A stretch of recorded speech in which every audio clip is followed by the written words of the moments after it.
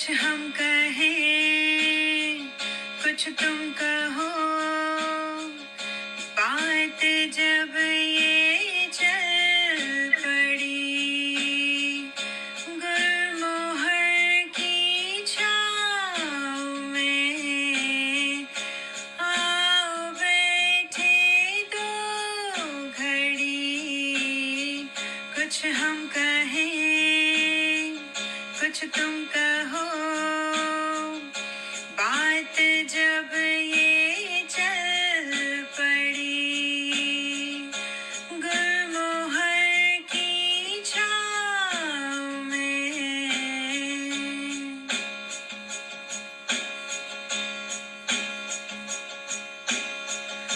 गूंथ कर सपनों के मोती, खूबसूरत बने लड़ी,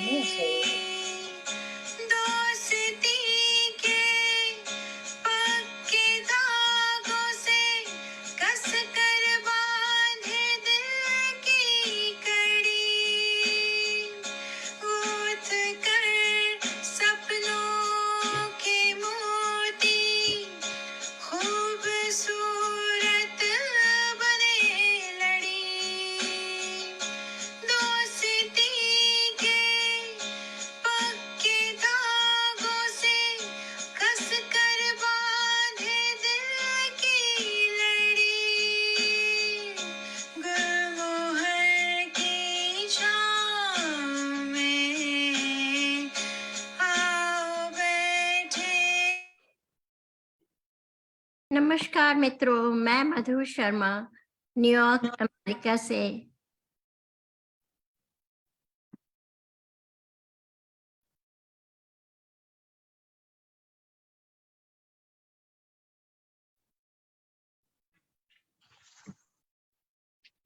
आप सभी मित्रों का अभिवादन करती हूँ, आपका स्वागत करती हूँ, अभिनंदन करती हूँ। श्री हरप्रसाद शास्त्री जन्म शताब्दी वर्ष समारोह की आज 21वीं कड़ी है। आज का दिन विशेष है, हालांकि दुखद है। आज 8/5 है और हमारे पिताजी श्री हरप्रसाद शास्त्री जी की 31वीं पुण्यतिथि है। आज ही के दिन हमेशा हमेशा के लिए वो हमसे दूर चले गए, लेकिन हमारे दिलों से कभी दूर नहीं हुए। हर पल उन्हें हम अपने बीच और अपने आसपास उपस्थित महसूस करते हैं। और आज पूरा शास्त्री परिवार आपके मध्य इस पटल पर उपस्थित है। कुछ सदस्य आज वर्किंग डे होने की वजह से शामिल नहीं हो पा रहे हैं, इस बात का बहुत खेद है। तो आज के दिन हम उन्हें याद करेंगे, उनकी बातें करेंगे और उन्हीं की कविताएं पढ़ेंगे। आइए शुरुआत करते हैं आज के कार्यक्रम की। और सर्वप्रथम माँ शारदा के चरणों में कवि श्रेष्ठ निराला जी के द्वारा रचित कुछ पंक्तियां प्रस्तुत करती हूँ और उसके बाद हम इस कार्यक्रम को आगे लेकर चलते हैं। वरदे वरदे वादिनी वरदे, प्रिय स्वतंत्र रव अमृत मंत्र नव, प्रिय स्वतंत्र रव अमृत मंत्र नव, भारत में भर दे वरदे, वीणा वादिनी वरदे, काट अंध और के बंधन स्तर, काट अंध और के बंधन स्तर, महाजननी ज्योतिर्मय निर्झर, कलुष भेद तम हर प्रकाश भर, जगमग जग कर दे वरदे वीणा वादिनी वरदे वरदे वीणा वादिनी वरदे। तो माँ सरस्वती की इस छोटी सी वंदना के बाद आइए हम चलते हैं पिताजी की स्मृतियों में।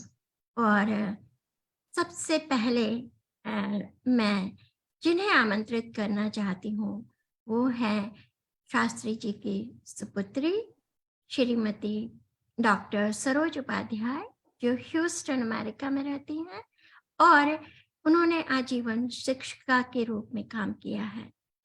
कुंवर बैचैन जी पर उनकी थीसिस है। उन्होंने अपनी पीएचडी डॉक्टर कुंवर बैचैन जी के ऊपर के साथ की है, उनके निर्देशन में की थी। तो मैं आमंत्रित करती हूँ दीदी आपको पटल पर, और आप कोई भी संस्मरण साझा करना चाहे, उन पिताजी के बारे में कुछ कहना चाहे या उनकी कोई कविता पढ़ना चाहे। बहुत बहुत स्वागत है आपका दीदी। डॉक्टर सरोज उपाध्याय। मधु, बहुत बहुत धन्यवाद तुम्हारा आज के इस प्रोग्राम का आयोजन करने के लिए। और इस आभासी पटल पर जो भी लोग अप्रत्यक्ष रूप से जुड़े हुए हैं उनको मैं सादर नमन करती हूँ, स्वागत करती हूँ। कविता सुनाने से पहले मैं कुछ पिताजी के बारे में कहना चाहूंगी। कहने को तो बहुत कुछ है, लेकिन थोड़ी सी समय कम है, तो बहुत ही संक्षेप में कुछ कहना चाहूंगी। और जो भी मैंने उनसे कुछ सीखा है वो मेरे लिए एक बहुत ही प्रेरणा का स्रोत है। और आज जो भी कुछ हूँ मैं उन्हीं की बदौलत हूँ, उन्हीं की शिक्षाओं के ऊपर जो है अपनी जीवन जो है संजीवन कर रही हूँ। तो ये मैं बताऊं कि पूजनीय पिताजी के बारे में कुछ कहना चाहूंगी। उन्होंने एक शिक्षक के रूप में जहां अनेकों योग्य शिष्य तैयार किए, वहीं पर उन्होंने एक जन सेवक एवं संगठन के रूप में भी अपनी अद्भुत प्रतिभा का पर योग्यता का परिचय दिया। उनके किसी भी कार्य को सहज ही सफल करने के और शिखर तक पहुंचाने की जो अद्भुत क्षमता थी, वो मेरे लिए एक बहुत बड़ी प्रेरणा का स्रोत रही। उनके जीवन के सभी कार्य मेरे लिए सराहनीय एवं प्रेरणादायक रहे। समय का सदुपयोग कैसे किया जाए एवं अपने विचारों को सकारात्मक कैसे बनाया जाए, ये सभी मैंने उनसे सीखा। वो एक बहुत ही विनम्र, सहज, सरल एवं उदार प्रवृत्ति के व्यक्ति थे, ऐसा मैं सोचती हूँ।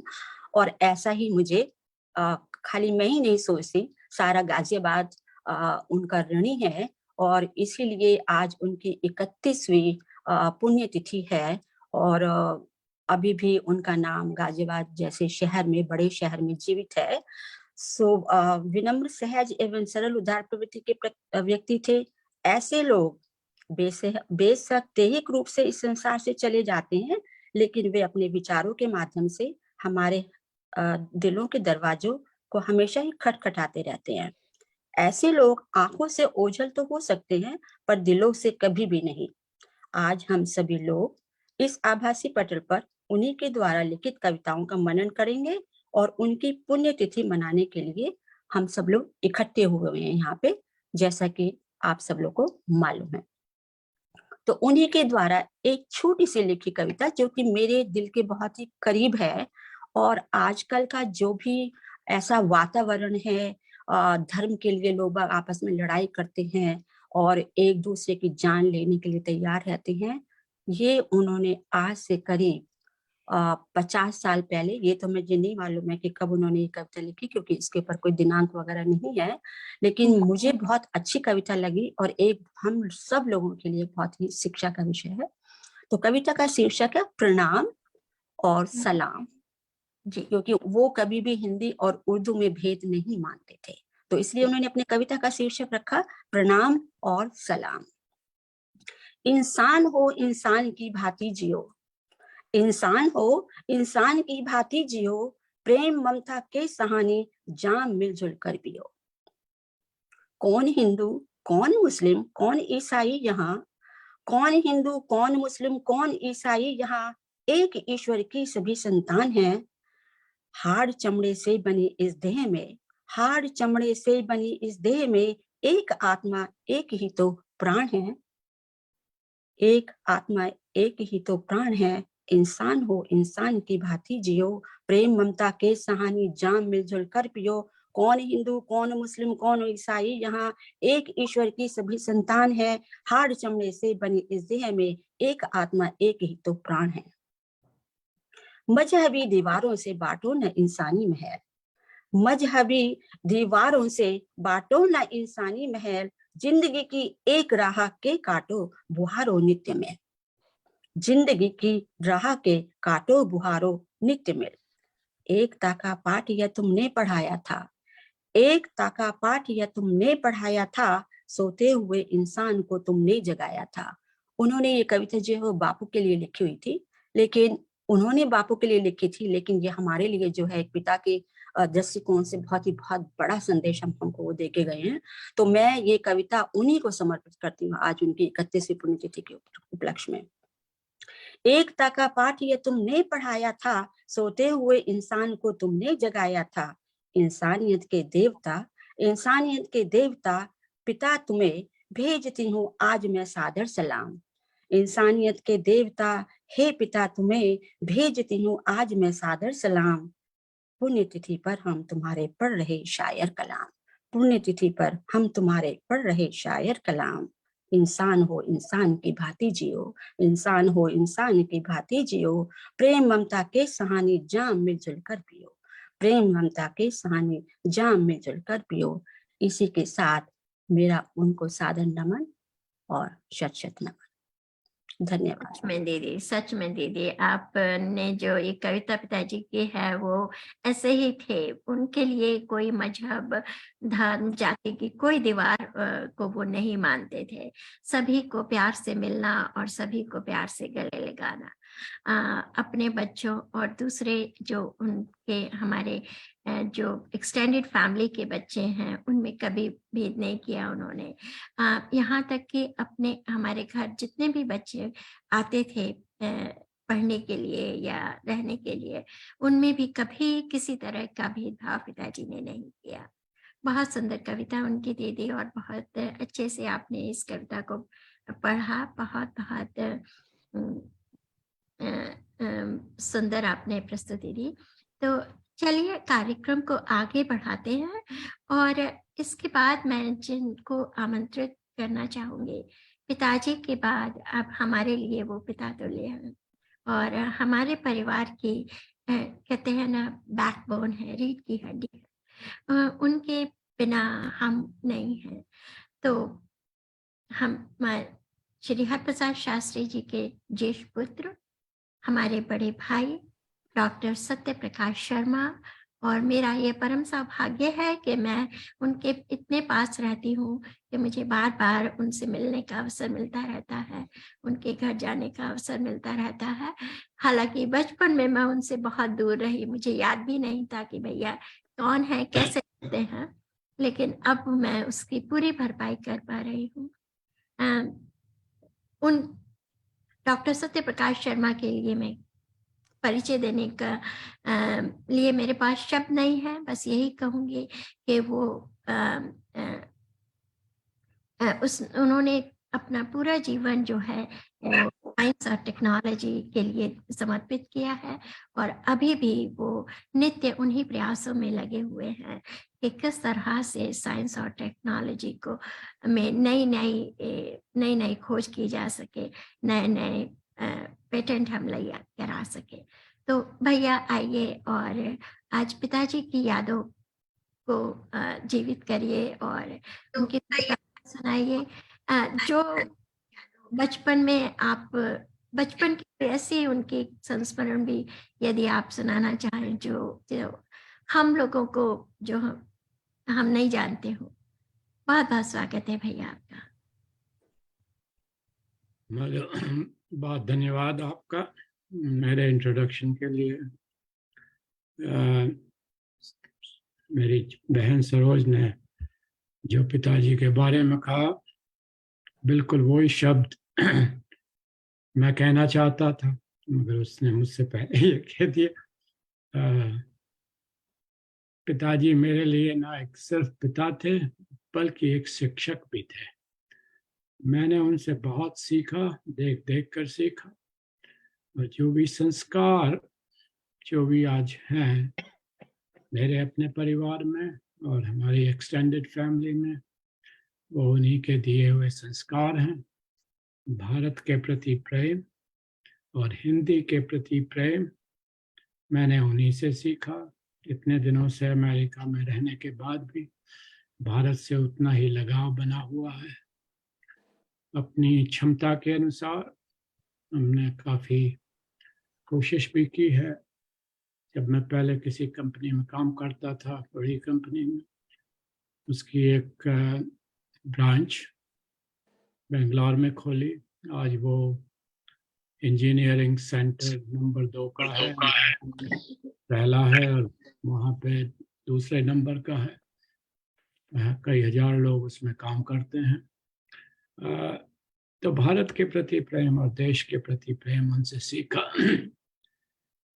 और जैसा सब लोग जानते हैं और लोग कहते भी हैं कि ये दशक भारत का दशक है। जिस प्रकार से भारतवर्ष की इकोनॉमी बढ़ रही है, हम लोग 5वें नंबर पर हैं।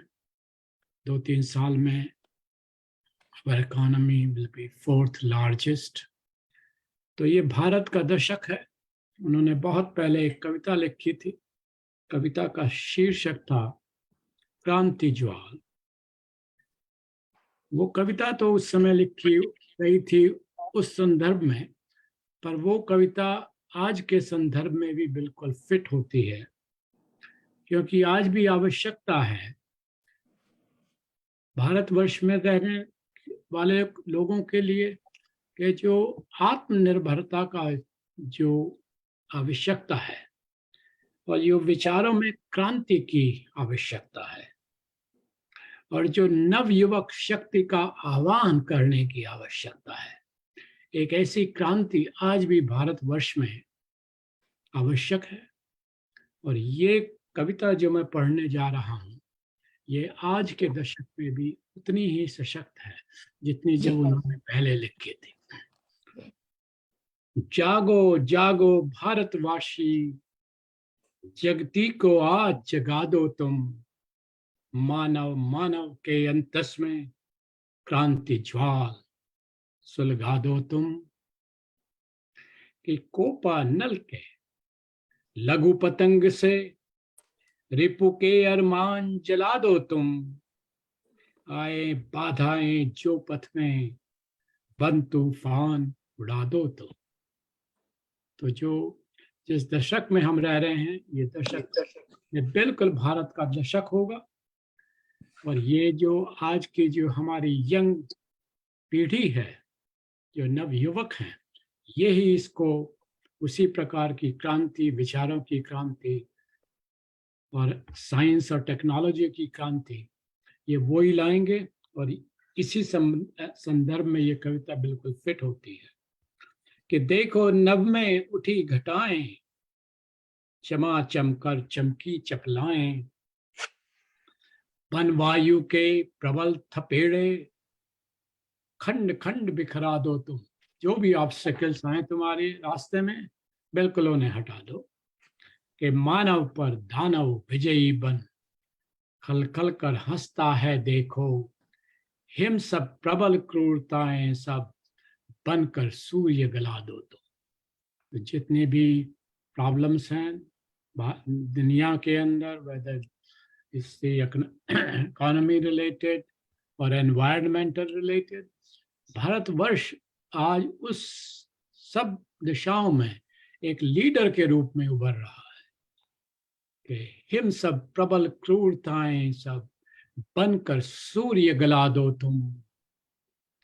कि आज विश्व के रंगमंच पर नृशंसता का नग्न नृत्य है, सबल शक्ति बन अखिल विश्व की। कि सारे विश्व की शक्ति बन जाओ, कि सबल शक्ति बन अखिल विश्व की, पद क्रम से दहला दो। तो ये बिल्कुल मेरे विचार से कविता उन्होंने बहुत पहले लिखी थी, पर आज हमारे भारतवर्ष में रहने वाले लोगों के लिए और जो भी भारतवासी दूर तक हैं, जो भारत की उन्नति में अपना योगदान दे रहे हैं, उनके लिए बिल्कुल फिट बैठती है। और इसी कविता के साथ मैं उनके उन विचारों की, जो बहुत पहले उनके विचार थे, जो देखते थे कि भविष्य में क्या होगा, जो उस संदर्भ में जो उनकी जो सोच थी और जिससे हम सब लोग इतने प्रभावित हुए, मैं उनको सादर नमन करता हुआ उनकी पुण्यतिथि पर उनको बहुत याद करता हूँ। मेरे लिए तो ये बड़ा इमोशनल मोमेंट है। Whenever I think, it is very difficult for me to even control myself. So मैं उनको नमन करता हूँ, श्रद्धांजलि देता हूँ, और जितने भी लोग उनसे प्रभावित हुए उनको भी ये याद करता हूँ, जो आज भी जीवित हैं या जीवित जो नहीं हैं। तो उसके साथ मैं यहीं विराम देता हूँ अपने शब्दों को। जी भैया, बहुत अ, अ, पिताजी की अ, अ, अ, यादों में हम क्या करें, सभी की आंखों में हमारे आज आंसू हैं, लेकिन लगता है कि वो हमसे दूर नहीं है, हमारे पास ही है। अभी आएंगे और पुकार लेंगे हम लोगों को। तो चलिए अपने दिलों में रखते हैं उनको, अ, अ, यही अब कर सकते हैं। तो इसके बाद मैं जिन्हें आमंत्रित करती हूँ वो हैं शास्त्री जी के छोटे दामाद और मेरे पति संजय प्रकाश शर्मा जी। आप एक भूवैज्ञानिक और पर्यावरणविद हैं। राजनीति, साहित्य, इतिहास, धर्म, संस्कृति से संबंधित विषयों में आपकी रुचि है। बागवानी और गायन का शौक रखते हैं और मैं उनको मंच पर सादर आमंत्रित करती हूँ और देखते हैं वो हमारे लिए पिताजी की कौन सी कविता लेकर आते हैं। संजय, आपका बहुत बहुत स्वागत है। धन्यवाद मधु शर्मा जी। मैं इस पटल को और पटल पे उपस्थित सभी पारिवारिक जनों को अभिवादन करता हूं और फेसबुक के माध्यम से जो श्रोतागण इस समारोह में शामिल हैं उनका भी अभिवादन करता हूं। आज का दिन सचमुच एक बहुत ही वैसा दिन है कि याद करने में थोड़ा तकलीफ तो होती है, पर उनकी जो विरासत वो छोड़ के गए हैं वो शायद युगों युगों तक गाजियाबाद और गाजियाबाद से रिलेटेड सभी व्यक्तियों के मध्य रहेंगी और उन सबका मार्गदर्शन करती रहेंगी। पिताजी जितने सरल हृदय के व्यक्ति थे, शायद बहुत कम लोगों में ऐसा सरल हृदय देखने को मिलता है। बड़ों के साथ बड़े और बच्चों के साथ बिल्कुल बच्चों जैसा उनका व्यवहार था। इतने बहुआयामी व्यक्तित्व के वो धनी थे और जहाँ तक मेरा ध्यान है कि गाजियाबाद हमेशा उनका ऋणी रहेगा। और कभी मुझे ऐसा लगता है कि शायद उन्हें वो उतना सम्मान नहीं मिल पाया जितना कि जिसके वो असली हकदार थे, पर उन्होंने कभी इसकी कामना नहीं की और सदा बिना किसी रिटर्न के वो हमेशा अपना जीवन व्यतीत करते रहे और समाज की सेवा करती रहे। मैं आज के दिन उन्हें अपनी विनम्र श्रद्धांजलि अर्पित करता हूं और सादर नमन करता हूं। उन्होंने आज के दिन, जैसा कि सभी लोग उन्हीं की रचित रचनाओं का पाठ कर रहे हैं, मैं भी आज उनकी एक रचना का पाठ करने जा रहा हूं जो उन्होंने 1990 में अपने अमेरिका प्रवास के दौरान लिखी थी। मुझे बहुत ही सारगर्भित लगी, इसके लिए मैं उसे आप सबके सामने प्रस्तुत करना जा रहा हूं। कविता का शीर्षक है झांक कर मत देख। झील की गहराइयों में झांक कर मत देख, गिर गया यदि अश्रु मोहित क्या बचेगा शेष। झील की गहराइयों में झांक कर मत देख, गिर गया यदि अश्रु मोती क्या बचेगा शेष। नील नभ में झिल मिलाते चांद तारे, सो गए यदि रात भर के थके हारे। हो न पाया यदि उषा का दूधिया अभिषेक, तो अंधेरा ही मिलेगा, यह नियति का लेख। झील की गहराइयों में झांक कर मत देख। मन के सभी क्वारे सपने जो लुट गए, प्यासे पखेर के नयन जो थक गए। बन गई जलधार सरी में रह गया यदि रेत, तब न धरती पर उगेगी इंद्रधनुषी रेत। झील की गहराइयों में झांक कर मत देख। खामोशियों में खो गया जो चंपई परिवेश, दर्द की अकथित कथाएं रह गईं यदि शेष। छिप गया परछाइयों में यदि क्षितिज का देश, रोशनी कैसे खिलेगी ले इरादे नेक। झील की गहराइयों में झांक कर मत देख। इसलिए भटकों ने बीहड़ खाइयों में, खोज लो मन की अतल तन्हाइयों में। जिंदगी जब धार लेगी शुभ्र रश्मि वेश, ज्ञान का सूरज वहीं पर एक एगा एक। झील की गहराइयों में झांक कर मत देख। गिर गया यदि अश्रु मोती क्या बचेगा शेष। झील की गहराइयों में झांक कर मत देख। मेरी उन्हें विनम्र श्रद्धांजलि और धन्यवाद। बहुत सुंदर कविता है ये उनकी। बहुत सुंदर, बहुत सुंदर अभिव्यक्ति। मोती क्या बचेगा शेष, सच में बहुत सुंदर। तो चलिए हम आगे बढ़ते हैं और इसके बाद मैं आमंत्रित करना चाहती हूँ उनके दूसरे पुत्र और मेरे बीच वाले भाई जो वर्जीनिया में रहते हैं, वर्जीनिया अमेरिका में। वो पेशे से तो सॉफ्टवेयर इंजीनियर हैं, लेकिन बहुत ही शांत और विनम्र स्वभाव के हैं। बहुत ज़्यादा वो कहीं भी दिखाई नहीं देते हैं, लेकिन बहुत ही प्यार उनके मन में सभी के लिए है रहता है। और मैं आमंत्रित करती हूँ भैया आपको, प्रमोद भैया आपको, कि आप आए और कुछ कहें और पिताजी की कोई कविता पढ़ें। बहुत बहुत स्वागत है भैया आपका।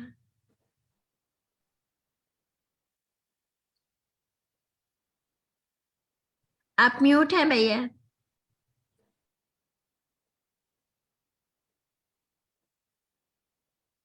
अब जा रही है आवाज? या अब ठीक। अच्छा, ठीक है। मधु, सबसे पहले तो मैं तुम्हारा बहुत धन्यवाद करता हूँ कि आज तुमने ये पिताजी की याद में प्रोग्राम किया। जैसा सरोज बहन ने और बड़े भैया ने कहा पिताजी के बारे में कि वो सचमुच में एक महान व्यक्ति थे, लेकिन मेरा अपने पिताजी के साथ संबंध कुछ अलग तरीके का रहा था। मैं हमेशा, जैसे तुमने भी कहा कि मैं बहुत विनम्र स्वभाव का हूँ, हो सकता है तुम ऐसा सोचते हो, लेकिन मेरे पिताजी मेरे बारे में ऐसा नहीं सोचते थे। वो हमेशा मेरे से यही कहते रहते थे कि तू कहाँ से मेरे घर में परशुराम पैदा हुआ है। हमेशा ऐसा ही वो मेरे से बोलते रहते थे। तो कारण उसका ये था कि मेरे को 1964 की बात है, शायद मेरे को रांची में इंजीनियरिंग कॉलेज में एडमिशन हो गया था। मैं वहाँ चला गया था और फिर वहाँ से मैं छोड़ आया। उन्होंने मेरे को दोबारा भेजा, मैं फिर दोबारा भी चला आया। बहुत खफा रहते थे, बहुत ही ज्यादा वो रहते थे। वो कहते थे कि तू करेगा क्या। और आखिर तक ऐसे ही रहा था। फिर मेरा उनसे जैसा चूहा और बिल्ली का वो होता है ना साथ, एक दूसरे के से दूर दूर रहना पसंद करते थे।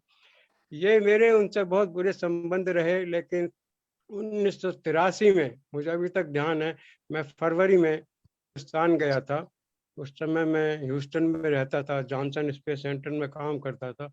मैं जब वहाँ से अपने घर गया तो वो मुझे खुद लेकर आए और उसके बाद से मेरे उनके संबंध ऐसे मधुर हुए कि शायद ही किसी और मेरे भाई बहन के रहे होंगे।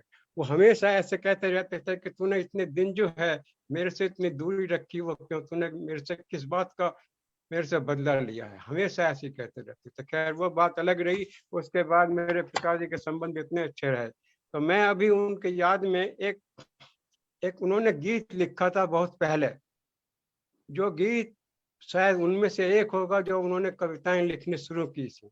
मैं शायद हाई स्कूल में पढ़ता था और मैंने ये कविता ये गीत उनका धर्मयुग या साप्ताहिक हिंदुस्तान मैगजीन में पढ़ा था। उन दिनों ये 2 ऐसी मैगजीन आती थी सब जो वीकली होती थी और उनमें उनकी एक ये गीत छपा था।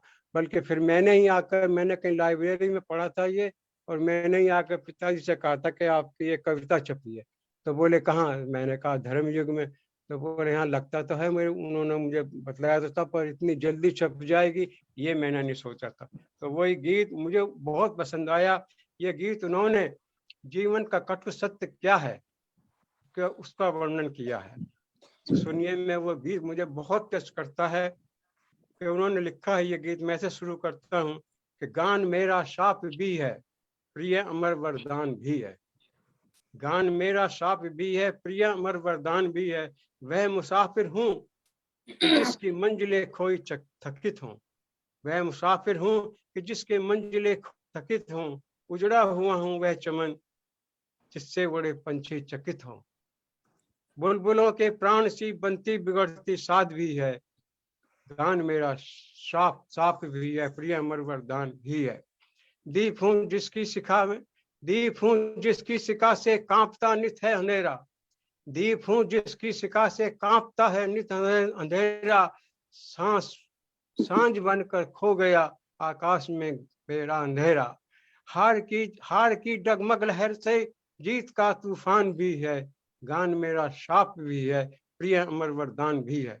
साधना में रत युगों से तीर हूँ जीवन धनुष पर। साधना से रत युगों से तीर हूँ जीवन धनुष पर। लक्ष्य पर जो पहुंच जाने के लिए आतुर निरंतर। लक्ष्य कुछ कुछ दूर है पर निकट सरसंधान भी है। गान मेरा शाप भी है, प्रिय अमर वरदान भी है। शुष्क मरुथल में झुलसती धूप सा अस्तित्व मेरा। आंसुओं की कालिमा से लिख गया इतिहास मेरा। मृदुल मानस में किसी का प्यार भी संताप भी है। गान मेरा शाप भी है, प्रिय अमर वरदान भी है। और उस गीत का ये आखिरी छंद है कि सह रहा हूँ भव भवनों से विचुर झंझा झकोरे। बुलबुलों से याद तड़फाती मुझे जीवन हिलोरे। प्रात सी चढ़ती जवानी और ढलती सांझ भी है। गान मेरा शाप भी है, प्रिय अमर वरदान भी है। तो मेरी अपने पिताजी के लिए यही श्रद्धांजलि है कि वो हमसे दूर नहीं गए हैं, वो अभी भी हमारे पास है। धन्यवाद। बहुत अच्छे भैया, बहुत अच्छे भैया। हम सब साथ हैं, सब साथ हैं हम लोग।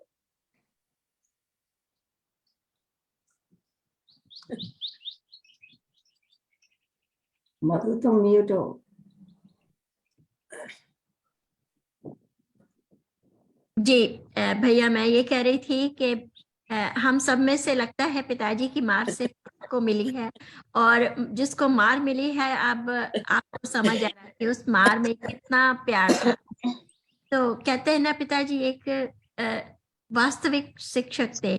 गुरु कुम्हार शीश कुंभ गड़गड़ काढ़े खोट, भीतर हाथ सहारते बाहर बाहे चोट। तो अंदर से बाहर से भले ही वो कितना रुष्ट आप पर होते थे, कितने भी आपको डांट पड़ती थी, मार पड़ती थी, लेकिन अंदर से वो आपके लिए कितने चिंतित रहते थे, ये वही जानते हैं। अब जब हम खुद माता पिता बन गए हैं, तब हम लोग जानते हैं कि अपने बच्चों के भविष्य के लिए कितनी चिंता रहती है। तो चलिए, पिताजी से जुड़ी तो इतनी यादें हैं कि अगर हम रोज बातें करें तभी भी खत्म नहीं होती। तो ऐसे ही कुछ बातों को लेकर हम लोग आगे बढ़ते हैं। मैं आमंत्रित करती हूँ हरप्रसाद शास्त्री जी की सबसे बड़ी पुत्री और मेरी बड़ी बहन शक्ति शर्मा जी को, जो सिएटल वाशिंगटन में रहती हैं, और वो भी एक शिक्षिका रही हैं, वो हिंदी में के प्रचार प्रसार के लिए बहुत प्रयत्नशील है, कविताएं लिखती है खुद भी, और पिताजी के जो अधूरे कार्य हैं उनको आगे बढ़ाने की कोशिश में लगी हुई हैं। तो शकुन दीदी, बहुत बहुत स्वागत है आपका, और मंच आपका है। आप सभी को मेरा बहुत बहुत प्रणाम। बहुत थोड़ा जो वातावरण है बड़ा बहुत भावुक सा हो गया है, बट कोई बात नहीं। और सबसे पहले तो मैं मधु का धन्यवाद करना चाहती हूँ जिसने आज का ये आयोजन किया है।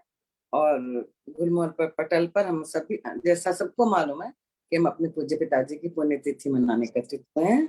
हमारे पिताजी हमारे मध्य ना होकर भी वो स्वर्ग में विराजे हैं, और वो हम सबको अपनी आशीर्वाद दे रहे होंगे और बहुत प्रसन्न होंगे कि हम सब उनके सारे बच्चे एक साथ हैं और उनको याद कर रहे हैं। और हमारे पिताजी हमारे मध्य नहीं है, लेकिन वो यही है, हम सबके बीच में है। एक दूसरे में हम अपने पिताजी को देखते हैं किसी ना किसी रूप में। तो किसी को भी, जैसे प्रमोद भैया हमारे बहुत भावुक हो गए, हम सभी भावुक हैं। हमें भावुक इतना होने की जरूरत नहीं है, हम सब साथ साथ हैं, अपने पिताजी का रूप है, एक सबके साथ है। तो यही मैं कहना चाहूंगी। और जो आज हम उनकी रचनाओं के द्वारा उनको याद कर रहे हैं, और उन्होंने एक कविता लिखी थी, एक श्रद्धांजलि शहीदों के नाम। तो मैं उनकी ये कविता एक श्रद्धांजलि उनको श्रद्धांजलि के रूप में अर्पित करती हूँ। आज सुनिएगा। तो मैं, जैसे मैंने कहा, मेरी कविता का शीर्षक है एक श्रद्धांजलि। शत्रु के खूनी दरिंदों ने तुम्हारे सामने घुटने टेक दिए। शत्रु के खूनी दरिंदों ने तुम्हारे सामने घुटने टेक दिए। देश के लिए तुमने श्रम को मिटा दिया, मानव के साथ मानवता का नाता निभा दिया। शत्रु की गोलियों को तुमने सहा ऐसे, शत्रु की गोलियों को तुमने सहा ऐसे, कमल के फूलों जैसे। शत्रु की गोलियों को तुमने सहा ऐसे, कमल के फूलों जैसे। तुम्हारा त्याग इतिहास में अमर रहेगा, तुम्हारा त्याग इतिहास में अमर रहेगा। देश युगों युगों तक तुम्हारी कीर्ति गाथा कहेगा, देश युगों युगों तक तुम्हारी कीर्ति गाथा कहेगा। विजय श्री की पताका को तुमने झुकाया नहीं, विजय श्री की पताका को तुमने झुकाया नहीं। माँ के पावन दूत को तुमने लजाया नहीं, माँ के पावन दूत को तुमने लजाया नहीं। तुम्हारी माँ बहन और पत्नी का त्याग देश के लिए गौरव की वस्तु है। तुम्हारा त्याग, तुम्हारी माँ बहन और पत्नी का त्याग देश के लिए गौरव की वस्तु है। हजारों विधवाएं हो गईं, माँ का सिंदूर पुछ गया, बहन का भाई छिन गया, गोदे खाली हो गईं। शहीद तुम्हें मेरा नमस्कार है, शहीद तुम्हें मेरा नमस्कार है।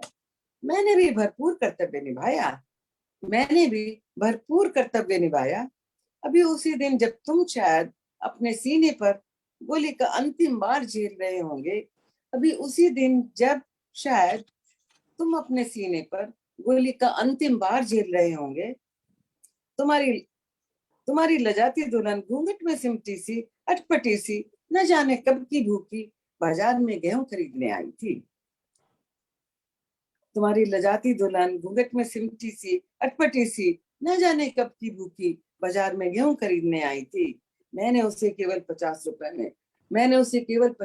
में मन भर गेहूं तोल दिया था, केवल 20 रुपए का मुनाफा दिया था, केवल 20 रुपए का मुनाफा कमा लिया था। झुकी कमर, हाथ में लकुटिया थामे, डगमगाती शायद वह तुम्हारी माँ थी। झुकी कमर, हाथ में लकुटिया थामे, डगमगाती शायद वह तुम्हारी माँ थी। एक बोतल तेल के लिए आई थी, एक बोतल तेल के लिए आई थी घर में दिया बाती जलाने, एक बोतल तेल के लिए आई थी घर में दिया बाती जलाने। मैंने सिर्फ 1 रुपए में बोतल भर तेल तोल दिया था, मैंने सिर्फ 1 रुपए में बोतल भर तेल तोल दिया था। मेरे दोस्त तुम्हें क्या पता, मेरे दोस्त तुम्हें क्या पता कि मैंने कितना त्याग किया है, मेरे दोस्त तुम्हें क्या पता कि मैंने कितना त्याग किया है।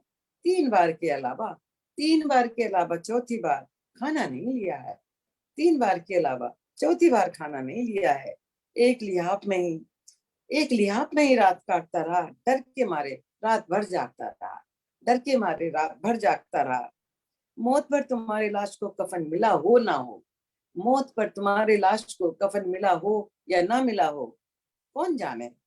पर मैंने मर्सिये लिखे, पर मैंने मर्सिये लिखे, भाषण दिए, फोटो खींचे, अखबारों में छपे, चंदे दिए जो आज भी इसके प्रमाण है, चंदे दिए अखबारों में छपे जो आज भी इसके प्रमाण है। शोक प्रस्ताव मैंने पास कराकर, शोक प्रस्ताव मैंने पास कराकर तुम्हारी माँ के पास भिजवाया था, शोक प्रस्ताव मैंने पास कराकर तुम्हारी माँ के पास भिजवाया था। और तुम्हारी पत्नी के लिए, और तुम्हारी पत्नी के लिए मेरी धर्मपत्नी ने जमान फंड में एक पुराना स्वेटर भिजवाया था, एक पुराना स्वेटर भिजवाया था। तुम भी मेरी श्रद्धांजलि स्वीकार करो, तुम भी मेरी श्रद्धांजलि स्वीकार करो हे शहीद। पिताजी आप हम सबकी श्रद्धांजलि आप आज स्वीकार करें। कितना तीखा, कटु और तीखा व्यंग पिताजी की इस कविता में। बहुत बहुत और कोई भी परिस्थितियां आज भी बदली नहीं है, आज भी त्यों की त्यों जो की त्यों है। हमारे शहीद अपना सीमा पर अपनी जान की आहुतियां देते हैं और हम यही व्यवहार उनके परिवारजनों और उनके प्रति रखते हैं। देश को अपने स्वार्थों के लिए, देश को हम देश हित की कोई चिंता नहीं करते हैं। वही परिस्थितियां आज भी कोई हैं। बस नहीं हुआ। ये तो पिताजी का ये भी एक रूप था, बड़े प्यार से बड़ा सुंदर व्यंग लिखते थे। और पिताजी के स्वभाव की ये एक खासियत थी कि वो हंसते हंसते बातों को भुला भी देते थे और हंसते हंसते बातों को सुना भी देते थे। तो यही उनके व्यक्तित्व की एक विशेषता थी। आज होली का दिन है और होली पिताजी का बहुत प्रिय त्योहार था।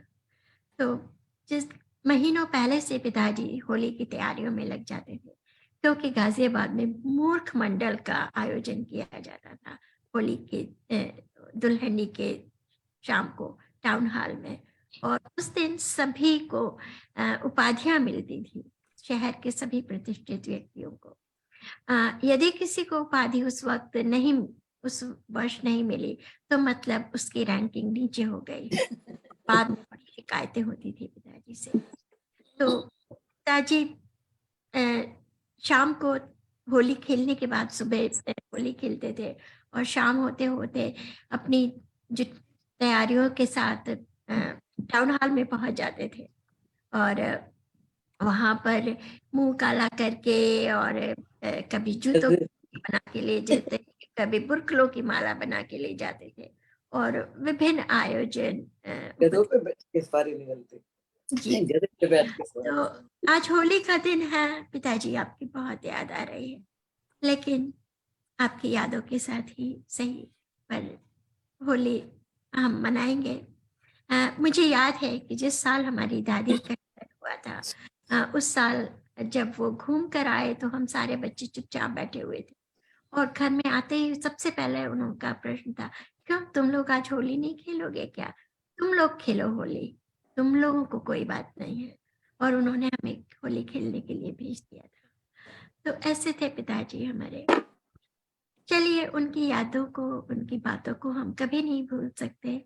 और अब मैं आमंत्रित करती हूँ शास्त्री जी के सबसे बड़े दामाद, मेरे सबसे बड़े जीजा जी, श्री सुभाष चंद्र शर्मा जी को, जो बोइंग में इंजीनियरिंग थे, इंजीनियर के पद से अभी कुछ ही वर्ष पूर्व सेवानिवृत्त हुए हैं।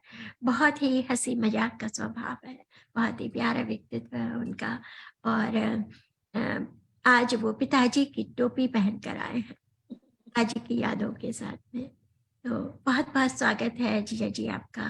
और देखते हैं आज आप हमें क्या सुनाते हैं। पिताजी की कौन सी कविता आपने चुनी? ओके, थैंक यू मधु। मैं मधु शर्मा नाम है, लेकिन मेडू बाला बोलता हूँ मैं इनको ज्यादातर। और मेरे साथ तो जैसे कहा, मैं सबसे बड़ा दामाद था, लेकिन मुझे उनके साथ में ऐसा कनेक्शन हुआ कि सबसे पहले जब वो मैं पहले शादी से पहले मैं सोनीपत में काम करता था, तो मेरे मामा जी जो इनके दोस्त भी थे और पड़ोसी भी थे, वो ये दोनों वहाँ सोनीपत में मुझे देखने के लिए, मुझे तो पता नहीं था मुझे देखने के लिए, बट पहले सबसे पहले वो वहाँ आए, तो मैंने उनको फैक्ट्री वगैरह घुमाया। इसके बाद मैं फिर उनसे वो पूछने लगे कुछ कि तुम शराब पीते हो, मांस खाते हो, कुछ इस टाइप की बातें उन्होंने पूछी शुरू किया। मुझे थोड़ा सा फिर भनक आई। ये तो पहले मुझे बोला कि बोले वो दोनों कि हम घूमने के लिए आए हैं यहाँ, तो रास्ते में सोचा कि सुभाष को मिल लें, तो मैंने कहा चले ठीक है, अच्छा रहा। तो एनीवे उनके साथ में जो इसके बाद में फिर मैं गाजियाबाद आया, तो पहली बार उनसे उनके यहाँ खाना लंच के लिए खाना वाना पे गया मैं, तो वहाँ बड़ी भाभी जी थी, उन्होंने एक और इंटरव्यू ले डाला हमारा। तो ये सब शादी से पहले की बात है। एनीवे बहुत ही मेमोरेबल, ये याद रखने वाली बात हो जाती है सारी जिंदगी में। और मुझे उनका और ये भी सौभाग्य प्राप्त हुआ कि वो हमारे पास सियाटल में आए, माताजी और पिताजी दोनों, और काफी दिन हमारे यहाँ रहे भी। उनको हमने कनाडा वगैरह सब जगह घुमाया, और हमने जब पहला वाला मकान बनाया तो उसके अंदर जो गृह प्रवेश होता है और पूजा होती है वो भी उनके हाथ से हुई थी सबसे पहले। तो बहुत सी चीजें हमें तो बहुत याद हैं और कनेक्टेड हैं, और हमेशा याद आती याद आती। तो उनकी बहुत सी कविताएं भी मैंने सुनी। कवि सम्मेलन हुआ करते थे गाजियाबाद में, जब मैं फरीदाबाद से गाजियाबाद आता था तो कभी मैं मामा जी के साथ चला जाता था उनमें, तो इनका एक ग्रुप बना हुआ था वहाँ, तो उसमें कहीं न कहीं कवि सम्मेलन छोटे छोटे होते रहते, जो जिसमें आपस में, जैसे हम लोग आज बैठे हुए हैं आपस में ये कविताएं पढ़ रहे हैं, ऐसे वहां भी वो पढ़ा करते थे। तो आज भी मैं जो ये टोपी पहना हुआ हूँ उनकी याद में ही है। मुझे लगता है कि उनका आशीर्वाद आज भी मेरे साथ है, और इसी की वजह से मैंने ये टोपी पहनी आज, कि मैं अभी भी उनसे कनेक्टेड महसूस कर रहा हूँ इसको पहनने से। तो उनकी यादें हमेशा दिल में रहेंगी। और इसके साथ में मैं उनकी एक जो किताब है अंतराल, तो उसकी मैं एक कविता आपके सामने मैं पढ़ूंगा। उसका नाम है क्रांति बीज। उन दिनों में मेरे ख्याल है क्रांति का it was a revolution in India, तो उसकी वजह से काफी चीजें ऐसी थी कि जो उनकी कविताएं लिखी हुई हैं उसमें काफी क्रांति के बारे में और एक तरह से ह्यूमैनिटी के बारे में बहुत एक्सप्रेशन है उनकी कविताओं में। तो मैं कविता इसके साथ में आरंभ करता हूं। कहने को तो हैं सभी कहते गजल, कहने को तो हैं सभी कहते गजल, कहने का पर एक नया अंदाज होना चाहिए, अंदाज होना चाहिए। जीने को तो हैं सभी जीते मगर, जीने को तो हैं सभी जीते मगर, जीने में भी कुछ नए जज्बात होने चाहिए, जीने में भी नए जज्बात होने चाहिए। जीना मगर तो सदा से आदमी का धर्म है, जीना मरना तो सदा से आदमी का धर्म है, कर्म ही इंसान का एक फर्ज होना चाहिए। जो कर्म को उन्होंने जो दिया हमको सब कुछ शिक्षा, तो उसको उन्होंने भी अच्छा कविता में एक्सप्रेशन किया। किस लिए आया अरे गाफिल यहाँ, यह भी तो कुछ सोच लेना और समझना चाहिए। नफरतों के घर किले तूने बनाए क्या हुआ, जिंदगी में नफरतें भी आती हैं, वो भी आते हैं, प्यार भी आते हैं। तो नफरतों के घर किले तूने बनाए क्या हुआ, प्यार का छोटा सुनहरा घर बनाना चाहिए, प्यार का छोटा सुनहरा घर बनाना चाहिए। है बड़ी भारी उमस बादल घुमड़ना चाहिए, छा रहा गहरा कुहासा सूरज निकलना चाहिए। इंसानियत का खून होता देखकर आंखों को आंसू नहीं, शोला उगलना चाहिए। इंसानियत का खून होते हुए इंसानियत का खून होता देखकर आंख को आंसू नहीं शोला उगलना चाहिए। बहुत खूब। फूल जब जब भी खिला है बागों में, फूल जब जब भी खिला है बाग में, बेदर्द हाथों से तभी नोचा गया। आदमी जब जब भी बिका बाजार में, क्रांति का है ये बीज तब बोया गया। तो ये क्रांति के ऊपर उन्होंने बड़ा एक्सप्रेशन किया है। तो उसके यही मेरी लास्ट वो थी। तो कहने को तो है, कभी सभी कहते गजल, कहने पर एक नया अंदाज होना चाहिए। इसके साथ में मैं सच में बहुत सुंदर उनकी ये कविता मुझे भी बहुत प्रिय है। कहने है गजल कहते सभी, कहने का मगर एक नया अंदाज होना चाहिए, और यही हम सबको अलग करता है, हमारा जिंदगी को जीने का अंदाज। और बहुत सुंदर आपने कविता चुनी, और बहुत बहुत आभार आपका कि आप जुड़े भी आज।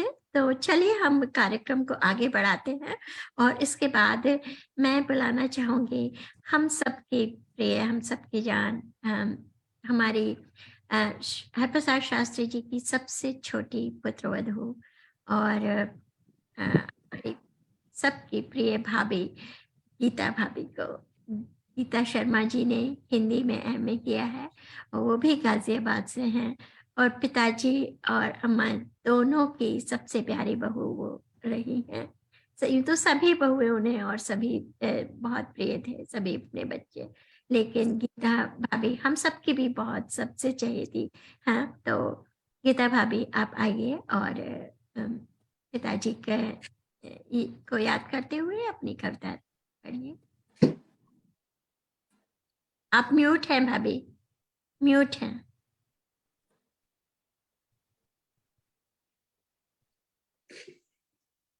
सबसे पहले मैं मधु दीदी का बहुत बहुत धन्यवाद देती हूँ कि उन्होंने मुझे इस मंच पे आमंत्रित किया, उसके लिए बहुत बहुत धन्यवाद। और पिताजी के लिए मैं कहना चाहूंगी, हमारे ससुर ने मुझे कभी भी बहू नहीं समझा, हमेशा बेटी की ही तरह समझा। मेरे हस्बैंड 2 साल यहाँ थे, मैं वहीं उनके पास रहती थी गाजियाबाद में। उन्होंने कभी भी मुझे कोई भी परेशानी नहीं होने दी, हमेशा बेटी की ही तरह मुझे समझा। मैं और मधु दीदी 2 साल तक रहे। मधु दीदी जबकि मेरी ननद है, लेकिन हम कभी ननद भाभी नहीं, हमेशा भाभी, दोनों बहनें ही बन के रहे हैं। मेरा बहुत बड़ा सौभाग्य है कि मैं इस परिवार में मेरा रिश्ता हुआ। अब मैं आपको पिताजी की एक कविता है जो उनको समर्पित करती हूँ। कविता का नाम है राम राज्य। राम राज्य का सच्चा सपना पूरा होगा तभी महान, नई रोशनी नया सवेरा प्राची में लाली छाई, जगे राष्ट्र के प्राण पखेरु बही हवा अब मन भाई, मिटा कुहासा छिपे लुटेरे ली जनता ने अंगड़ाई, जागो किसानों आज तुम्हारे जगने की बेला आई, तुम भारत के निर्माता हो क्या तुम हो इससे अनजान, जब तक तुम ना जागोगे तब तक नहीं जानेगा हिंदुस्तान। हिंदू मुस्लिम सिख पारसी जैन बुद्ध अथवा क्रिस्तान, कोटि कोटि में तुम ही हो हलधर भारत माता की संतान। हल है झंडा सदा तुम्हारा हल्के गाओ गौरव गान, हल से ही हल हो सभी समस्या बड़े राष्ट्र वैभव सम्मान, शासन के सर्वोच्च शिखर पर बैठेगा जब कोई किसान, राम राज्य का सच्चा सपना पूरा होगा तभी वहां। बहुत बहुत धन्यवाद। बहुत सुंदर, बहुत बहुत सुंदर, बहुत सुंदर, बहुत सुंदर गीता, बहुत सुंदर। तो हालांकि आज गीता भाभी की तबीयत ठीक नहीं थी, लेकिन फिर भी गीता भाभी आपने ज्वाइन किया, बहुत बहुत बहुत अच्छा रहा। और इसके बाद मैं आमंत्रित करती हूँ हमारे परिवार की एक मजबूत स्तंभ, हमारी शास्त्री जी की सबसे बड़ी और हमारी सबसे बड़ी भाभी उर्मिला शर्मा जी को। और उर्मिला भाभी हमारे लिए भाभी कम और माँ समान है। हम उनको कुछ भी कहते हैं तो वो बड़े प्यार से सुन लेती हैं और अपना जो कहते हैं ना, माँ के जैसे हमें हर पल हमें गाइड करती हैं, हमें हमारा मार्गदर्शन करती हैं, हमें बताती हैं, समझाती हैं कि ऐसे नहीं ऐसे करो। तो वो अब इस वक्त हमारे माँ पिताजी की जगह हमारे बड़े भाई और बड़ी भाभी है। श्रीमती उर्मिला शर्मा हिंदी में MA है। अलीगढ़ के एक बहुत ही प्रतिष्ठित परिवार से वो आती हैं और पिछले करीब 60 वर्षों से यहाँ अमेरिका में रहती हैं, लेकिन फिर भी उन्होंने अपनी संस्कृति, अपनी वेशभूषा, अपना खान पान, अपना व्यवहार नहीं बदला है। यही उनके संस्कारों का परिचायक है कि किस इतने वर्ष यहाँ रहने के बाद भी उन्होंने अपनी मर्यादा को, अपनी संस्कृति को बना के रखा है। तो बड़ी भाभी, आपका बहुत बहुत स्वागत है मंच पे, और आप पिताजी के बारे में कुछ कहें और उनकी कोई कविता पढ़ें। बहुत बहुत स्वागत है भाभी आपका। मधु, बहुत बहुत धन्यवाद इंट्रोडक्शन के लिए। और मैं पिताजी की कविता पढ़ने से पहले पूज्य पिताजी को शत नमन करती हूँ। और मेरा हिंदुस्तान में उनके साथ रहने का ज़्यादा समय नहीं मिला था, परंतु जब भी इधर आते थे हमारे पास ही सबसे अधिक रहते थे। तो जितना उनके विषय में कहा जाए उतना ही बहुत कम है।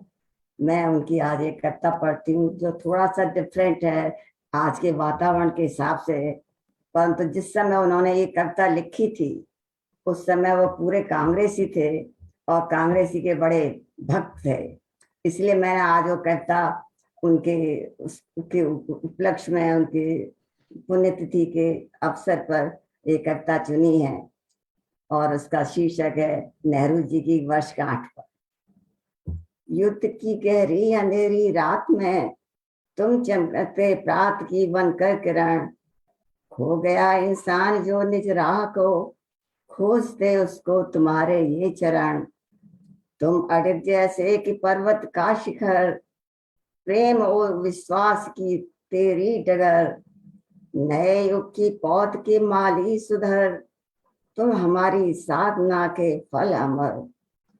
शांत की प्रहरी अहिंसा के उपासक, स्नेह के साथी, कला के पारखी, व्यक्तित्व पर आंखें तुम्हारी लग रही, स्वतंत्र मानव की अखिल संसार की। काम तेरा धर्म और बलिदान है तेरी निशानी, राष्ट्र के नायक अजब साहस भरी तेरी कहानी। दास्ता के पास से इस देश को तुमने छुड़ाया, योजना की ज्योत से निर्माण का दीपक जलाया। तुम अकेले देश और युग के नहीं हो, जब तुझ तेरा काल देशातीत है। इंसान के नाते इंसान पर विश्वास है, आस्था हृदय से प्रीत है। विश्व के इतिहास में तुमने नया अध्याय जोड़ा, युद्ध हिंसा की लहर को शांति सुख की ओर मोड़ा।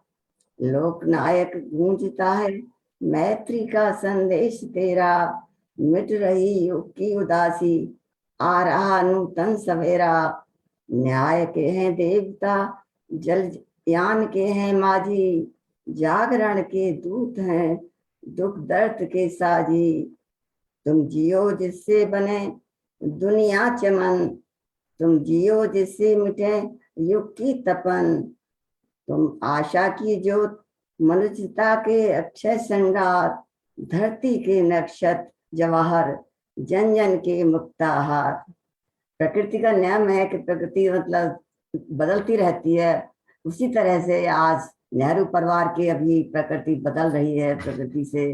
तो जिस समय उन्होंने, पिताजी ने एक कविता लिखी थी, उस समय नेहरू जी और उस कांग्रेस के बहुत ही प्रेमी थे, इसलिए मैंने इस कविता का चयन आज के लिए किया है। मैं इसके लिए बहुत बहुत धन्यवाद करती हूँ कि आपने मुझे आमंत्रित किया, और मैं अपने सभी श्रोतागणों को आने के लिए और इस मंच पर आने के लिए सबको बहुत बहुत धन्यवाद। बहुत बहुत बहुत सुंदर आपने पढ़ा भाभी। और मैं फेसबुक के पर हमारे साथ बहुत सारे श्रोतागण इस वक्त जुड़े हुए हैं, मैं उन सभी का नाम लेना चाहूंगी। हमारे साथ जुड़े हैं राजेंद्र निदर जी, मीरा सिंह जी, सोनिया ओम जी, कृष्णकांत पंड्या जी, जैमिनी पंड्या जी, अन्नदा पाटनी जी, रेणुका शर्मा जी, सत्य शर्मा जी, विभा श्रीवास्तव जी, योगेश दत्त शर्मा जी, और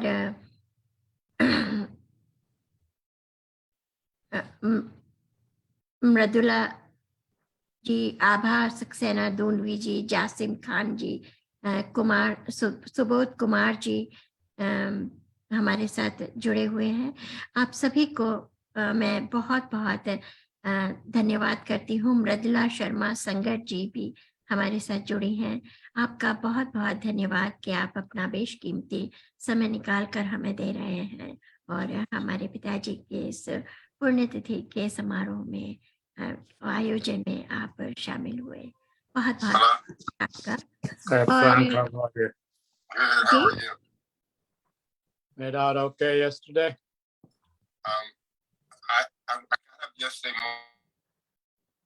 ओके, तो चलिए हम अब मैं बुलाना चाहती हूँ हरप्रसाद शास्त्री जी के सबसे छोटे पुत्र, उनके प्रतिरूप श्री जितेंद्र कुमार शर्मा जी को। जितेंद्र कुमार छोटे भैया हैं मेरे और मुझसे बड़े हैं, लेकिन पिताजी का कहना चाहिए कि सच्चे रूप में अगर पिताजी का कोई प्रतिरूप है, उनके व्यक्तित्व का अगर कोई प्रतिरूप है, तो वो हमारे छोटे भाई हैं। वो हर वर्ष भारत जाते हैं और पिताजी के अधूरे सपनों को, पिताजी की याद में आयोजन करते हैं, उनके अधूरे सपनों को, अधूरे कामों को पूरा करने के प्रयास में लगे हुए हैं निरंतर पिछले अनेकों वर्षों से। हरप्रसाद शास्त्री ट्रस्ट के वो अध्यक्ष हैं और पूरा करने के प्रयास में लगे हुए हैं निरंतर। हर तरह से वो पिताजी के विरासत को आगे बढ़ाने में लगे हैं। तो उनके लिए जितना भी कहा जाए वो कम है। हमारे जितने भी आयोजन देखते हैं वो सब उन्हीं की वजह से संभव होते हैं, जो इन पर्सन जितने भी आयोजन होते हैं। तो भैया, आपका बहुत बहुत स्वागत है और आप पिताजी के कुछ संस्मरण सुनाएं और उनकी कोई कविता पढ़ें। बहुत बहुत स्वागत है भैया आपका। सभी को नमस्कार, विशेषकर मधु को। मुझे कोई धन्यवाद ना कहें क्योंकि ये गुलमोहर सबका है और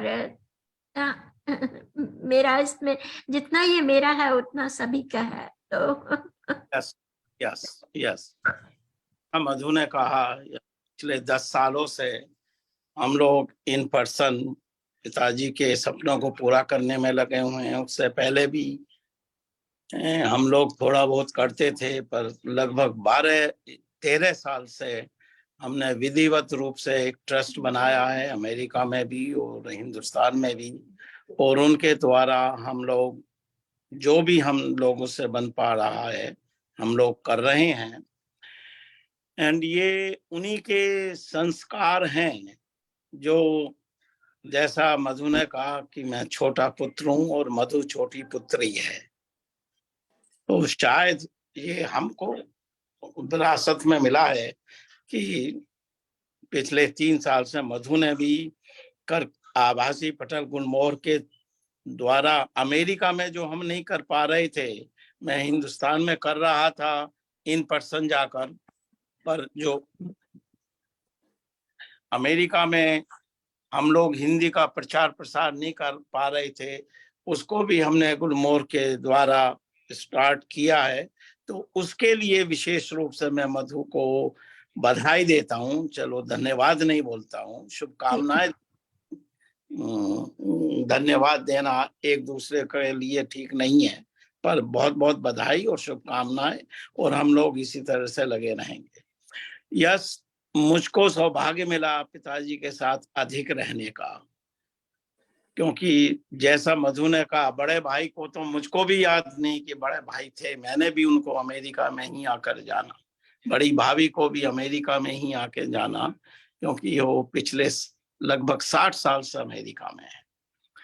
पर उसी के भरपूर मेरा छोटा भाई भी सन 70 में यहाँ आ गया था, तो मुझको अधिकतम अपने पिताश्री को नजदीक से देखने का मौका मिला, तो इसलिए मेरे पास काफी संस्मरण है। मधु, जब भी समय की मर्यादा हो तो मुझको बता देना, अदरवाइज आई कैन कंटिन्यू। तो सबसे पहले सिर्फ 2 या 3 छोटे छोटे संस्मरण। तो मैंने ये कहा पिताजी ने हमको जहां तक मर्यादा में रखकर पूरी स्वतंत्रता दी, और उन्होंने हमको कभी भी किसी काम के लिए भी वो पुश नहीं किया। तो बात है सन 73 की, जब मैं बीएससी कर ली थी, और मेरा भी सपना था कि मैं इंजीनियर बनूं, और सपना था कि अमेरिका आऊं, क्योंकि उस वक्त तक 2 भाई अमेरिका आ चुके थे। अब अमेरिका आने के लिए इंजीनियर भी बनना जरूरी था, तो मैं दाखिले के लिए इधर उधर कोशिश कर रहा था, और हमारे पिताजी ने अपने अनुभव के आधार पर कह दिया कि तू जाने और तेरा काम जाने। बुरा भी लगा। तो जहां मैंने अप्लाई किया 5-7 जगह, और मुझको पता पड़ा कि कुरुक्षेत्र यूनिवर्सिटी में जो आरईसी थी, और वहाँ हरियाणा का जो गवर्नर था वो पिताजी का बहुत अच्छा परिचित था, कांग्रेसी था, और उनके अच्छे संबंध थे। तो मैंने अपने पिताजी से कहा कि पिताजी आप वहाँ चले जाओ चंडीगढ़, और उससे अगर कहोगे तो कुरुक्षेत्र यूनिवर्सिटी में जो इंजीनियरिंग कॉलेज आरईसी था उन दिनों रीजनल कॉलेज, वहाँ दाखिला हो जाएगा। पिताजी ने मुझको साफ मना कर दिया कि मैं अपने अनुभव के आधार पर मैं अपने बेटों की सिफारिश नहीं करूंगा। बुरा भी लगा, पर ठीक है। उसके बाद मैंने वहाँ फरीदाबाद में YMCA में दाखिला ले लिया। तो ये थी उनकी कि वो हर एक का काम कर देते थे, पर जहां अपनी बेटियों के लिए भी कह देंगे, पर बेटों के लिए नहीं कहें। बेटियों के लिए भी नहीं कहा, कोई सिफारिश नहीं की। ये उनका सिद्धांत था। एनीवे, उसके बाद मैंने YMCA में दाखिला लिया, 4-6 महीने में वहां रहा। तो मुझको RIT जमशेदपुर से इंटरव्यू आया, ताजी साथ चलो। मैं कहाँ जाऊंगा जमशेदपुर, 20-22 साल का। बोले ना, खुद जा, मैं जाऊंगा तो तू भी फिर गड़बड़ कर सकता, अपने आप जा। तो ये उनका था इंडिपेंडेंस, हमको इंडिपेंडेंट बनाने का एक संस्मरण। आज मुझको समझ में आता है, जब हम खुद माँ बाप बन गए हैं, कि बच्चों को हमको पूरी स्वतंत्रता देनी चाहिए, उनको अपनी गलतियों से वो सीखें। तो ये तो एक छोटा सा संस्मरण था कि किस तरीके से उन्होंने हमको बड़ा किया। दूसरा संस्मरण है मुझको सन 81 का, फिर जब मैं ग्रेजुएट हो गया वहां से इंजीनियर बनकर आ गया, तो बड़ी दुविधा में थे पिताजी, क्योंकि मैं सबसे छोटा था। अमेरिका आऊं, भेजें या ना भेजें, तो वो उनका काफी वो उसमें थे, मुझको कह भी नहीं पाते थे और उनका मन भी नहीं था कि मैं अमेरिका आऊं। उन्हीं के सोचते हुए मुझको किसी ने बताया कि इंजीनियर्स को उन दिनों गैस एजेंसी बड़े आराम से मिल सकती थी। तो मैंने कहा कि अगर मैं अमेरिका नहीं जाऊं तो मुझको एक गैस एजेंसी दिलवा दो। उन दिनों हेमवती नंदन बहुगुणा पेट्रोलियम मिनिस्टर थे, अच्छे संबंध थे पिताजी के उनसे भी। तो मैंने कहा क्यों नहीं, मैं आप वहां जाके उनसे कह दो। फिर वही, नहीं, अपने बलबूते पर करो, जो करना है वो अपने बलबूते पर करो। तो मैंने कहा फिर तो मैं अमेरिका ही जाऊंगा जब मुझे कुछ नहीं होगा। तो उन्होंने कुछ नहीं कहा। तीसरा एक उन्हीं के बारे में कि उन्होंने ना अपने परिवार के लिए कभी कुछ किया और ना अपने लिए कुछ किया। अपने लिए करते तो वो भी परिवार के ही लिए होता, पर उन्होंने सब हर एक के साथ चल देते थे, पर परिवार के लिए उन्होंने कभी भी किसी तरीके का वो तैयार नहीं होते थे। उसका एक उदाहरण ये है, इससे पहले जब अमेरिका आने, उनका एक शर्त थी मेरे अमेरिका आने की कि अमेरिका आने से पहले शादी करके जाओगे, नहीं तो अमेरिका चले गए तो तेरा कुछ नहीं पता। तो वो शादी भी हो गई, पर उनको फिर भी he couldn't make up his mind। बहुत दुखी रहते थे, रहने लगे। तो मैं जहां, उन्होंने कहा कि तू कहीं और नौकरी नहीं करेगा 2-3 साल, जब तक तेरा वीसा नहीं लग जाए, ग्रीन कार्ड नहीं हो जाए, तो यहीं गाजियाबाद में ही प्राइवेट नौकरी कर ले। अब उन्हीं के एक मित्र थे, उनके यहाँ मैं टाइम पास कर रहा था, सेठ बीबी बिंदल। एक दिन उन्होंने मुझे बुलाया और कहा बेटे तुम अमेरिका क्यों जा रहे हो? शास्त्री जी इस बात से बहुत खुश नहीं है और तुम अमेरिका मत जाओ, जो भी तुमको करना होगा मैं करा दूंगा, मैं तुमको फैक्ट्री लगवा दूंगा, ये करा दूंगा, वो करा दूंगा। मैंने कहा ऐसा है जी सेठ जी, अगर पिताजी मना करेंगे तो मैं नहीं जाऊंगा। उस दिन शाम को मैं आया पिताजी के पास, मैंने कहा पिताजी आप इधर उधर क्यों कह रहे हो कि अमेरिका मत जाओ, आप मुझसे मना करो ना कि अमेरिका मत जाओ। तो उनका जवाब था कि मैं तेरे बच्चों को ये नहीं सुनना चाहता या तेरी बीवी से ये नहीं सुनना चाहता कि मैंने अपने लिए तुझे अमेरिका नहीं जाने दिया। तो डिसीजन तेरा है, मैं कुछ नहीं कहूंगा, तुझे जाना है या नहीं, मैं तुझे रोकूंगा नहीं। मुझे मालूम है मेरे कहने मना करने पर शायद तू ना जा, पर मैं ये नहीं कहूंगा। तो ऐसे थे हमारे पिता। मैं भी अमेरिका आ गया 82 में, और उसका कि उन्होंने अपने लिए भी कुछ नहीं किया। 84 की बात, इंदिरा गांधी की डेथ के बाद, जो उन्होंने बाद में बताया कि गाजियाबाद के लोगों से मुझको पता पड़ा कि 84 के इलेक्शन के टाइम में केसी पंत, जो गोविंद बल्लभ पंत जी के लड़के थे, उनसे पिताजी उनके यहाँ उनके परिवार में हिंदी पढ़ाने जाते थे।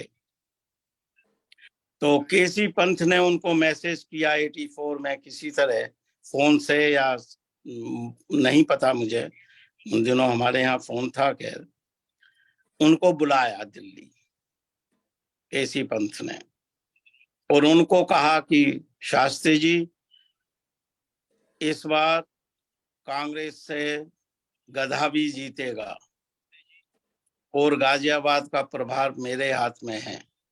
मैं चाहता हूं आप वहां से एमपी का इलेक्शन लड़ो। पिताजी बोले मेरा दिमाग खराब नहीं है जी पंत जी, मेरे तीनों लड़के वहां चले गए, मेरी सब बच्चे वहां हैं, अब मैं इस राजनीति में नहीं पढ़ूंगा। और वो साफ मना कर कर चले आए।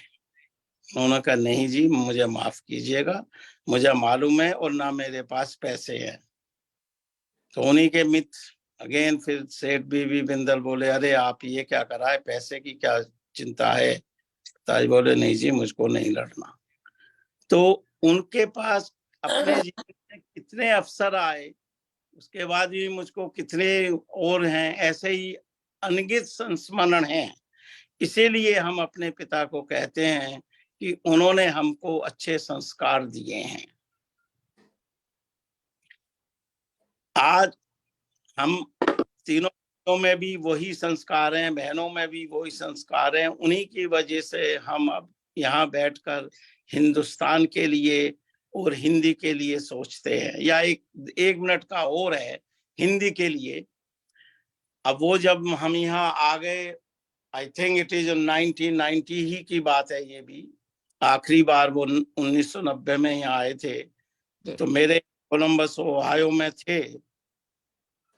मेरा बड़ा लड़का 8 साल का होने वाला था या 8वें साल में लगा हुआ था। तो वो क्या करते थे, रोजाना सैटरडे को नाश्ते के बाद उसको ऊपर ले जाते थे और हिंदी पढ़ाने की कोशिश करते थे। एंड जैसे मधु ने कहा कि वो शिक्षक थे, बाहर से बड़े कठोर भी थे, तो वो उसको डांट भी देते थे, पढ़ाने के लिए थोड़ा बहुत डांटते थे, तो पर कोशिश में लगे रहते थे। तो फिर कुछ दिनों बाद वो आया नीचे, एक दिन अपनी माँ से बोला मम्मी बाबा कब वापस आए। बोली क्यों? बोले वो मुझे मारते हैं, हिंदी पढ़ाते हैं और मारते हैं। तो ऐसे वो डेडिकेट थे, बच्चों को प्यार से भी जाते थे, डांटते भी थे, पर वो काफी एंड उसी का कारण है कि हमारे परिवार के सभी बच्चे आज भी हिंदी बहुत अच्छी तरह बोल लेते हैं, समझ लेते हैं। तो ये भी उन्हीं की देन है कि हमारे परिवार में हिंदी अभी भी घर में हिंदी ही बोली जाती है। और ये आज 50-60 साल के बाद भी इस अमेरिका में रहकर घर में हिंदी बोलना एक मैं बहुत बड़ी उपलब्धि समझता हूँ। इसी के साथ समय देखते हुए मैं अपने संस्मरण करता हूँ और एक छोटी सी कविता उन्हीं की लिखी हुई, और वो उनकी मनोदशा दर्शाती है कि एक भारतीय पिता अमेरिका में आकर कैसा फील करता है। आज से 32 साल पहले ये कविता उन्होंने लिखी थी, यहीं अमेरिका में रहते हुए गैथर्सबर्ग में, मैरीलैंड में। मेरे बीच वाले भाई जो हैं वो उन दिनों वहां थे, गैथर्सबर्ग मैरीलैंड में। ये उन्हीं के घर पर ये कविता उन्होंने लिखी है। और ये अमेरिका उस वक्त जब ना व्हाट्सएप था, ना कुछ था, ना हिंदी के प्रोग्राम थे, तो एक भारतीय पिता जो इतना सामाजिक और इतना सोशल था, वो यहाँ आकर कैसा फील करता था। तो उसकी मनोदशा। और आज भी मेरे ख्याल जो प्रवासी भारतीय आते हैं, पर्टिकुलर पिता, माँ तो काम में व्यस्त हो जाती है, पर पिता कैसा फील करता, उसी की मनोदशा ये दर्शाती है। और इसका शीर्षक है, कविता का शीर्षक है सन्नाटों का महादेश। सन्नाटों का महादेश मतलब अमेरिका को उन्होंने दर्शाने की कोशिश की है। लिखते हैं, कहते हैं सन्नाटों का महादेश यह, यहाँ न कोई अपना। सन्नाटों का महादेश है, यहाँ न कोई अपना, अपना अपना अहम सभी का, अपना अपना सपना। यहाँ चेतना बिलख रही है, यहाँ चेतना बिलख रही है, कुंठाऊ का पहरा। विज्ञानों के चमत्कार में काल क्रूर है गहरा, विज्ञानों के चमत्कार में काल क्रूर है गहरा। स्वर्ग बनाने के सपनों में, स्वर्ग बनाने के सपनों में इंद्रजाल की रचना, सन्नाटों का महादेश यह, यहाँ न कोई अपना। अमृत के सागर में कैसा, अमृत के सागर में कैसा तरल गरल बिखरा है, धूमकेतु ओ उल्काओं का महानाश छितरा है, धूमकेतु ओ उल्काओं का महानाश छितरा है। कल्प वृक्ष ओ धाम के तुम कामधेनु में, कल्प वृक्ष ओ कामधेनु में मृग तृष्णा की छलना, कल्प वृक्ष ओ कामधेनु में मृग तृष्णा की छलना। सजी बहारों की बस्ती है, सजी बहारों की बस्ती है, चांदी की चितवन है, निश्चलता का नहीं कहीं भी मिलता नंदनवन है, निश्चलता का नहीं कहीं भी मिलता नंदनवन है। Basically everyone is busy in their own daily life. सुबह जाओ शाम को आओ, ना बच्चों के समय ना किसी के लिए समय। और जो पेरेंट्स हैं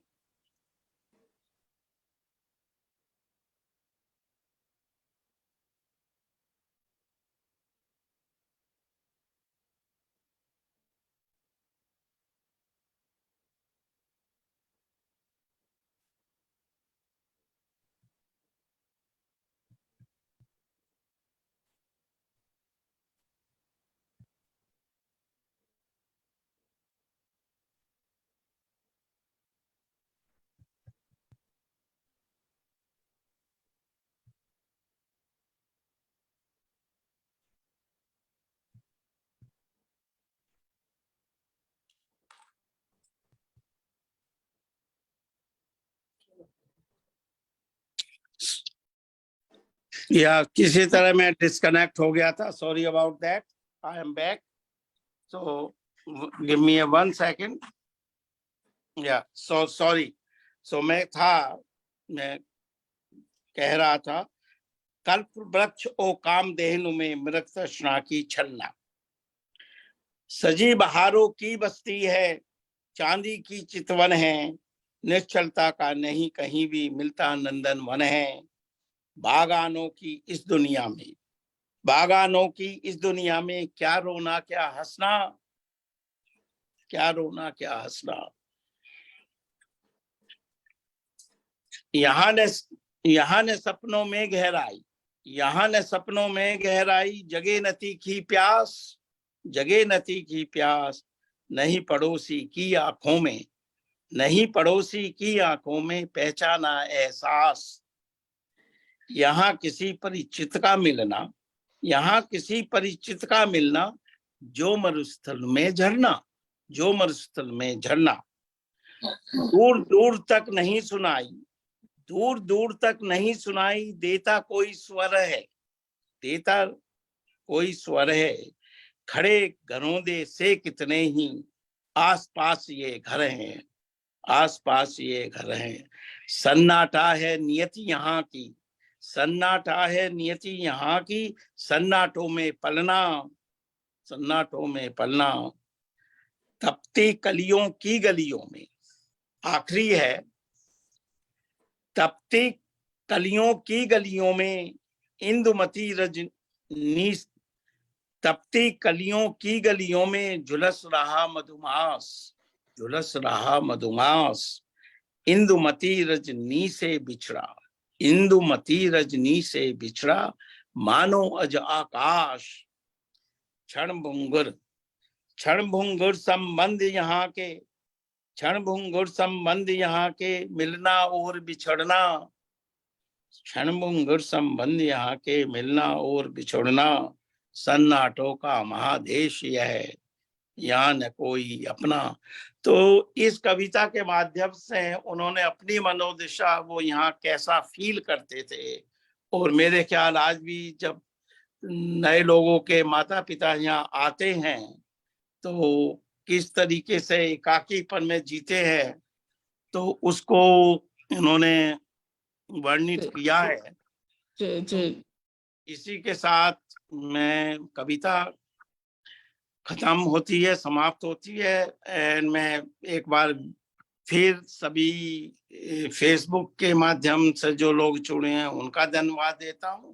और अब आखिर में हमारे इस प्रोग्राम की करता धरता जो गुलमोहर की जो वो पिछले 2 साल से इस माध्यम से हम सबको जोड़ा है, मैं मधु को, अपनी छोटी प्यारी बहन को बुलाना चाहूंगा कि वो भी अपनी एक कविता हमको सुनाए और इसको, इस प्रोग्राम का अंत करे, समाप्ति करे। लगभग मेरे ख्याल या 11:30 हो बज गया। गए।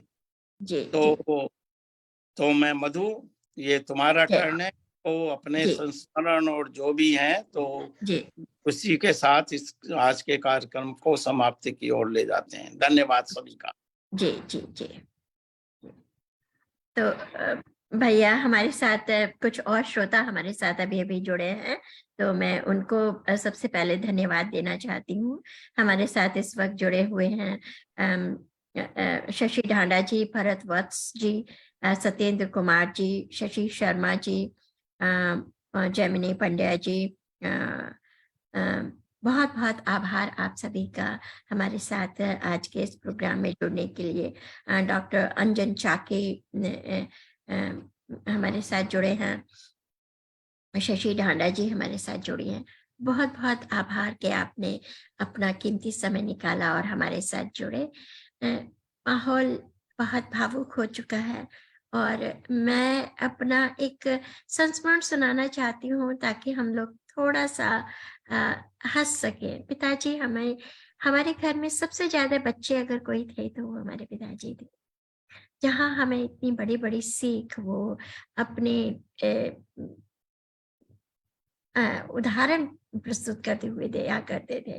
वो हमें कहते नहीं थे लेकिन उनकी बात हमारी समझ आ जाती थी। उन्होंने हमें कभी भले ही डांटा ना हो लेकिन उनकी आंखों को देखकर हमें समझ आ जाता था कहाँ हमको चुप हो जाना है या कहाँ हमें अपने व्यवहार को ठीक करना है। तो ऐसे वो थे। लेकिन जब बात हंसने की आती थी तो सबसे ज्यादा हंसते थे और सबसे ज्यादा हंसाते थे पिताजी। पिताजी को भूख बिल्कुल बर्दाश्त नहीं थी। घर आए, वो कितना भी देर तक घर से बाहर रहे कोई बात नहीं है, लेकिन घर आए तो उनको सीधे खाना चाहिए। और दरवाजे से ही कहते हुए आते थे कि बेटा खाना बना लो। तो मेरी बेटी बहुत छोटी थी, मैं घर आई हुई थी और पिताजी बाहर गए हुए थे एज यूजुअल। वो घर में घुसे और दरवाजा खटखटाया। इस जैसे ही हमने दरवाजा खोला तो मेरी छोटी बेटी जो 2 या 3 साल की तब थी, कहती है बेटा खाना बना लो क्योंकि पिताजी वही कहने वाले थे। तो उसके बाद पिताजी इतना हंसते थे और जब भी उसको देखते थे तो बस यही बोल देते बेटा खाना बना लो। और वो और सौम्या खूब हंसते थे। तो बच्चों के साथ बच्चे मिल जाना, बड़ों के साथ बड़ों हो जाना, यही हमारे पिताजी की सबसे बड़ी खासियत थी। और जो संस्कार हमें उन्होंने मिले हैं, ईश्वर से प्रार्थना है कि वही संस्कार हम भी अपने बच्चों को दे पाए। और लगता है कि हमारे बच्चे भी इसी तरह से सीख रहे हैं अच्छी बातें। तो मैं भी पिताजी की एक कविता प्रस्तुत करना चाहती हूँ। कविता का शीर्षक है गीत का संदर्भ।